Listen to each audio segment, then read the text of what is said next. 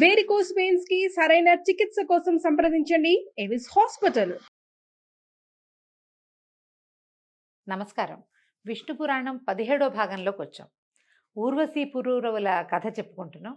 గంధర్వుల వల్ల లభించినటువంటి అగ్నికుండికని అడవిలో వదిలిపెట్టి వచ్చేసాడు పురూరవుడు. కానీ తర్వాత మళ్ళీ వెళ్ళి తెచ్చుకొని దాంతో తేవటానికి ప్రయత్నం చేసేసరికి అగ్నికుండిక అక్కడ లేక ఒక జమ్మి చెట్టు, ఒక రావి మొక్క కనపడ్డాయి. ఆ అగ్నే ఈ చెట్టుగా మారుంటుందని భావించి దాంతో అరణిని మధించి చివరికి యజ్ఞం చేసి ప్రపంచమంతా మెచ్చుకునేలాంటి అద్భుతమైన యజ్ఞం చేసి ఊర్వశిని తన దానిగా చేసుకున్నాడని చెప్పుకున్నాం.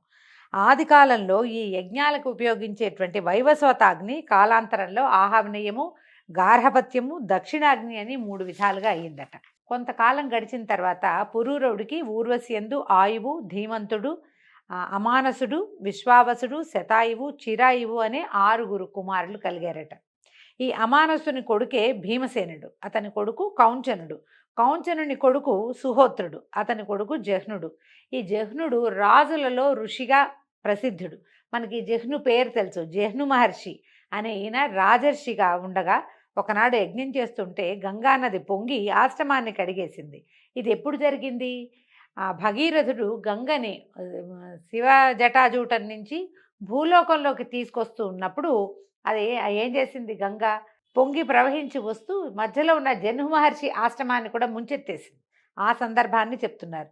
ఆ యజ్ఞపురుషుడిని దీంతో ఈయనకు కోపం వచ్చిందట. ఎప్పుడైతే ఈ గంగానదిలో మొత్తం ఆశ్రమం అంతా కొట్టుకుపోయిందో ఆయన జహ్నువు కోపించి యజ్ఞపురుషుణ్ణి తనలోకి ఆహ్వానించి ఆ శక్తితోటి గంగ ఒక్క చుక్కైనా లేకుండా మొత్తం మింగేశాడట. మింగేస్తే అప్పుడు ఋషులు సురులు బతిమలాడగా, భగీరథుడు బతిమలాడగా కరుణించి గంగాజలాన్ని తన చెవి నుంచి వదిలిపెట్టాడట. చేతి నుంచి అని కూడా చెప్తుందండి. కుడి చేయి ఎడం చేయి నుంచి వదిలిపెట్టాడని ఒక మాట, చెవి నుంచి వదిలిపెట్టాడని ఒక మాట, 2 రకాలుగా చెప్పబడతాయి. ఆయనలోంచి గంగానది బయటకు వచ్చేసింది.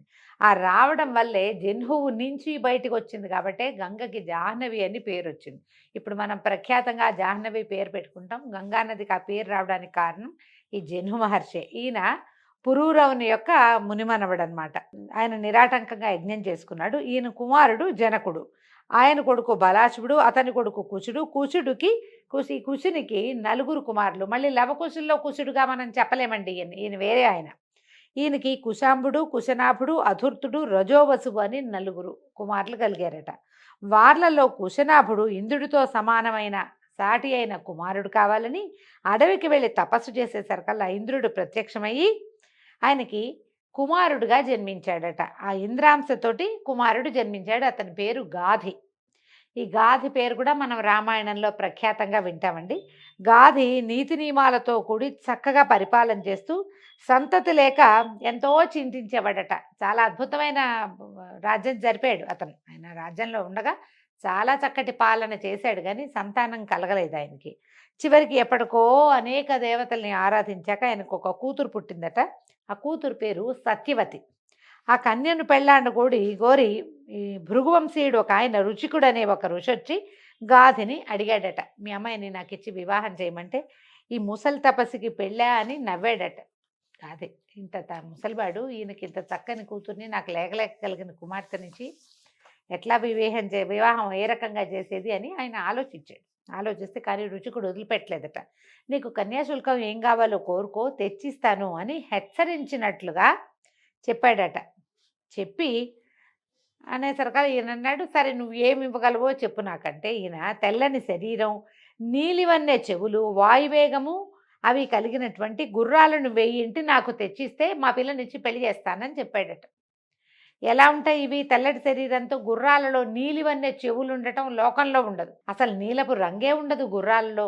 పైగా ఏమిటి? వాయువేగం కావాలి, గాలితో సమానమైన వేగం ఉన్నవి అని అడిగేసరికల్లా రుచికుడు ఏం చేశాడట, ఆయన సరేనని వెళ్ళిపోయి తురంగ తీర్థం అనే క్షేత్రమందు వరుణుని ఆహ్వానించి తపస్సు చేసి 1000 గుర్రాలు పొంది తోలుకొచ్చి రాజుకి ఇచ్చాడట. రాజు ఇంకా ఏమీ మాట్లాడలేక చెప్పిన ప్రకారం తన కూతురైన సత్యవతిని రుచికుడికిచ్చి వివాహం చేశాడు. అయితే ఈయన రుచికుడు తపస్వి అయినప్పటికీ పెళ్లి చేసుకున్న తర్వాత గృహస్థ ధర్మాన్ని సుష్టుగా నిర్వహిస్తూ తపశ్చర్య జరుపుతూనే భార్యతో హాయిగా ఉండేవాడట. కొన్నాళ్ళయ్యాక సంతానకాంక్షతో ఒక మంత్రాన్ని మనసా ఉచ్చరిస్తూ ఆ చెరువు అంటే అగ్నిహోత్రంలో వేసిన దాన్ని దీన్ననమాట, హోమానికి సమర్పించిన ఆజ్య ఆజ్యంలో మిగిలిన దాన్ని చెలువు అంటారు. దానిని ఋతు సమయంలో భార్యకి ఇవ్వడానికి సంసిద్ధుడయ్యాడు. అయితే ఈవిడ సత్యవతి భర్తకి నమస్కారం చేసి, నా తల్లి కొడుకు లేక కుమిలిపోతోంది, నాకు తమ్ముడు కలిగేటట్టుగా ఆమె కూడా కొంత చలువు ఇవ్వమని ప్రార్థించిందట. ఇదిగో అగ్నిలో హోమం చేయడానికి పక్వం చేసిన అన్నాన్నే చెలువు అంటారు. చెలువు అంటాం మనం. ఈ పురాణ పుస్తకాల్లో చెరువుగా కనపడుతుంది. అది రా కొమిస్తే రూ రాస్తారు.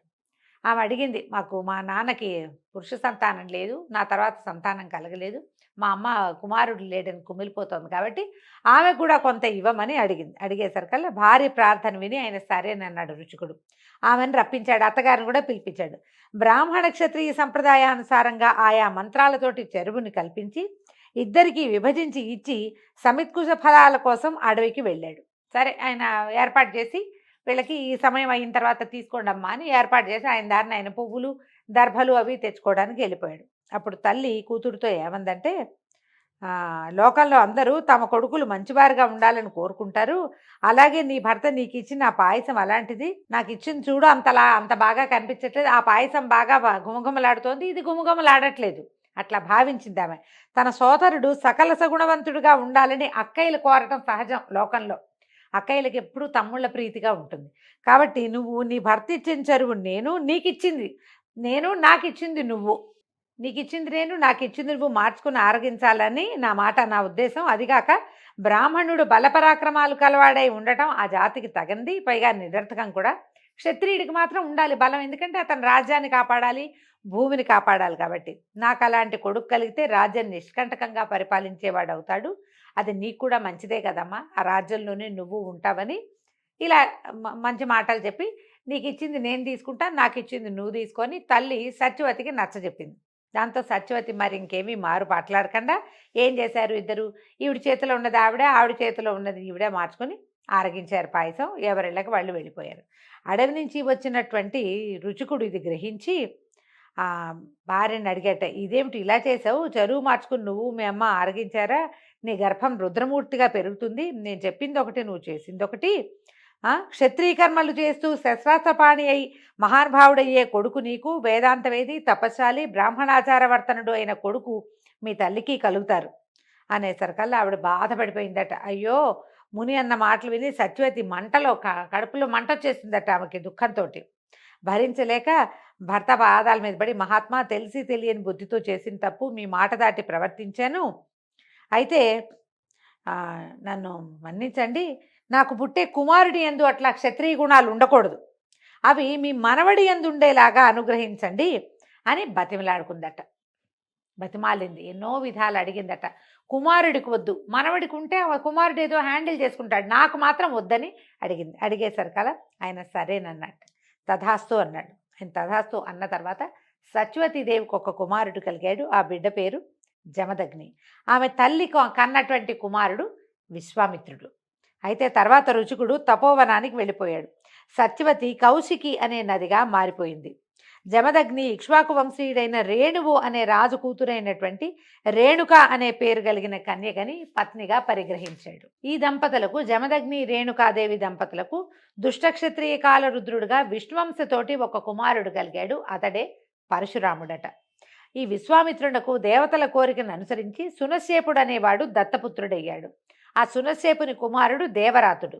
ఈ విశ్వామిత్రుని కొడుకులు మధుచంద కృత దేవాష్టక హారీతులు. వీళ్ళు మహర్షి కన్యకల్ని పరిగ్రహించారని పరాశరుడు తర్వాత ఇలా చెప్తున్నాడట. పురూరవుని పెద్ద కుమారుడు ఆయువు, వాడి భార్య పేరు రాహుపుత్రి. ఇతనికి 5 కుమారులు కలిగారట. నహుష, క్షత్ర, వృద్ధరంభ, రజ్య, నేనస్సులని వాళ్ళ పేర్లు. వాళ్లలో నేను నీ కొడుకు సుహోత్రుడు, అతని కొడుకులు కృత్స్నమద, కాశ్య, కాసులు అనేవాళ్ళు, కాసుడు అనేవాళ్ళు ఉండేవాళ్ళట. ఈ రాజసూయాది యజ్ఞాలు చాలా సంతృప్తికరంగా అత్యద్భుతంగా చేశారు వాళ్ళు. వాళ్లలో కృష్ణమదని కుమారుడు శౌనకుడు. 4 వర్ణాల వారితో చక్కగా నడిపించిన వాడు, అంటే ప్రపంచాన్ని చాలా బాగా నడిపించాడట అతను. కాశ్యుని కుమారుడు దీర్ఘతపుడు, తపోనిధులలో ముందుగా చెప్పదగినవాడు. అతని కుమారుడు ధన్వంతరి. ధన్వంతరి కుమారుడు కేతుమంతుడు. అతని సుతుడు దివోదాసుడు. అతను కాశీపతి అయి చల్లని పరిపాలన సాగించాడు.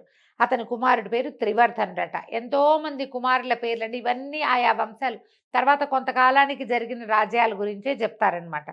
ఈ త్రివర్ధనుడు కువలయం అనే పేరు కలిగిన గుర్రాన్నెక్కి భూమి మీద తిరుగుతూ ఆ విధంగా కువలయాశ్వుడు అనే పేరుతోటి ప్రసిద్ధుడయ్యాడు.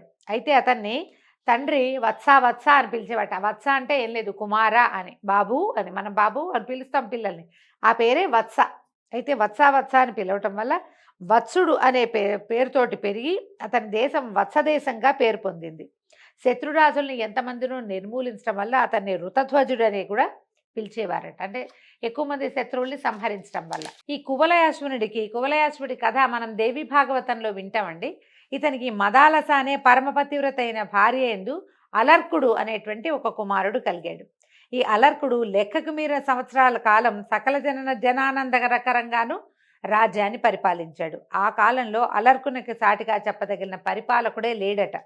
అతని వంశం పుత్రపౌత్ర ప్రపౌత్రులతో ఎంతో అభివృద్ధి చెందింది. ఆ తర్వాత పురూరవుని యొక్క మనవడు రజి, అతని కూడా లెక్కకు మిక్కిలిగా కుమారులు కలిగారట. పరాక్రమ ప్రాభవంలో సాటి లేదట ఆ రజికి. పోరాడవలసి వస్తే ఇంద్రుడిని కూడా ముప్పు తిప్పలు పెట్టి 3 చెరువులు నీళ్లు తాగించగలిగినంత ప్రతాపశాలట. ఆ కాలంలో ఒకసారి దేవదానవులు బ్రహ్మ వద్దకు వెళ్ళి, తాత మాకు యుద్ధం జరిగితే మాలో గెలుపెవరిది అని అడిగితే, పురూరవుని మనవడు రజి ఎవరి పక్షానుంటే వాడిదే గెలుపని బ్రహ్మదేవుడు కూడా చెప్పాడట. రజి అంత పరాక్రమశాలిగా ఉండేవాడు. తర్వాత దానవులు తొందరగా రజి వద్దకు వచ్చి, మా పక్షా నుండి యుద్ధం చేయనాయన అని బతిమలాడారట. బతిమలాడితే, సరే మీకు సహాయం చేశాను అనుకోండి, ఒకవేళ మీకు గెలుపు కలిగితే నన్ను ఇంద్రుణ్ణి చేస్తారా మీరు అని రజి అడిగాడు. అడిగితే వీళ్ళేమన్నారు, మాకందరికీ పెద్ద సామాన్యుడు, అతనే మాకు ఇంద్రుడిగా ఉండదగినవాడు, మేము ఇప్పుడు యుద్ధం చేసేది అతన్నే ఇంద్రుడు చేయడానికి, మరి నిన్నెట్లా చేయటం అని ఆలోచించి, ఇట్లా కుదరదు మా వల్ల కాదని దానవులు వెళ్ళిపోయారట. కాసేపు అయిన తర్వాత దేవతలు కూడా వచ్చి దానవులు ఎట్లా రజిని అడిగారో అదే విధంగా మా వైపు నుండి యుద్ధం చెయ్యి అని అడిగితే రజి దేవతల్ని కూడా అడిగాడు, నన్ను ఇంద్రుణ్ణి చేస్తారా అని. సరే వాళ్ళేమనుకున్నారు, మనకి రాక్షస బాధ లేకపోవటమే ఇంపార్టెంట్, ఇంద్రుడు ఎవరైనా పర్వాలేదు అని ఆలోచించి, నీకు ఇంద్ర పదవి ఇస్తాము, నువ్వే మా ఇంద్రుడివి, ముందు యుద్ధం చేయమన్నారు. ఇతను ఏం చేశాడు, ఈ రజి దేవగణాలతో పోయి యుద్ధానికి వెళ్ళి రాక్షసులందరినీ జయించేశాడు. వీళ్ళని ఎంతో సంతోషపెట్టాడు దేవతల్ని.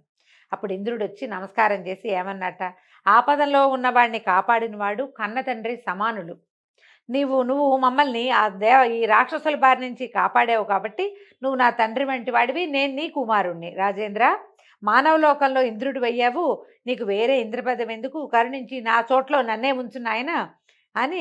ఎక్కడైనా లోకంలో ఏముంది, కొడుకు ఏదడిగితే తండ్రి అది ఇస్తాడు. ఇప్పుడు నేను నీ కొడుకును కదా, నువ్వు మమ్మల్ని రక్షించి కన్న తండ్రి అయిపోయావు కాబట్టి నాకు నా రాజ్యాన్ని నాకే ఇవ్వు అని అడిగితే, ఈ రజి అన్నట్ట, పగవాడైనా వచ్చి ప్రార్థిస్తే వాడు కోరింది ఇచ్చి సంతోషంగా పంపటమే ధర్మం, ఇంద్రుడంత వాడొచ్చి దీనంగా కోరుతుంటే కాదంటాం అధర్మం కదా అని అనుకొని, సరే మంచిది, నువ్వు అమరావతికి పో, హాయిగా నీ రాజ్యాన్ని నువ్వే ఏలుకో, నువ్వే ఇంద్ర పదవితో ప్రవర్తించు అని చెప్పి వెనక్కి వచ్చేసాడట భూలోకానికి. కలహాసనుడైనటువంటి నారదుడు రజి యొక్క కుమారులకి దుర్బోధ చేసి రెచ్చగొట్టాడట.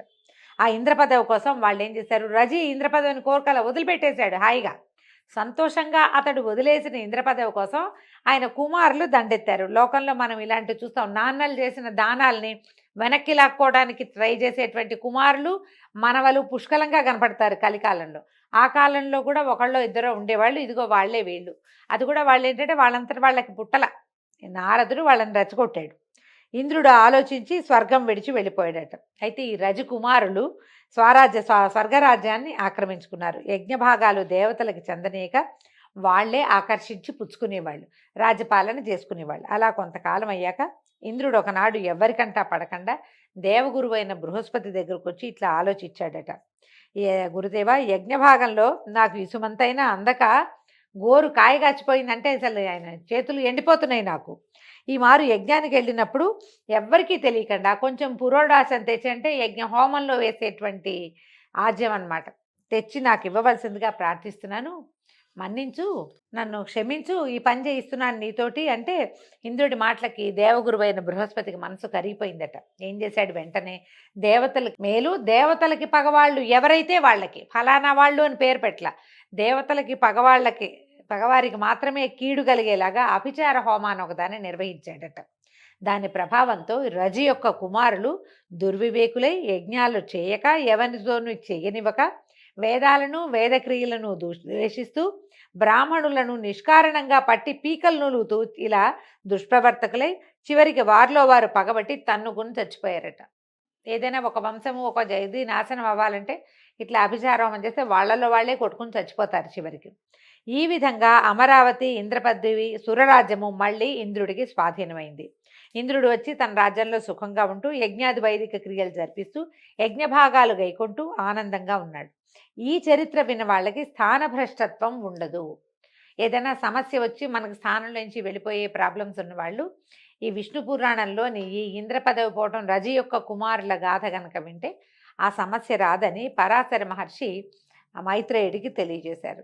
తర్వాత చెప్తున్నారు, క్షప్రివృద్ధుని సంతతి మిక్కిలిగా విస్తరించింది. దంభుడు సంతతి లేనివాడే తపశ్చర్యలో మునిగాడు.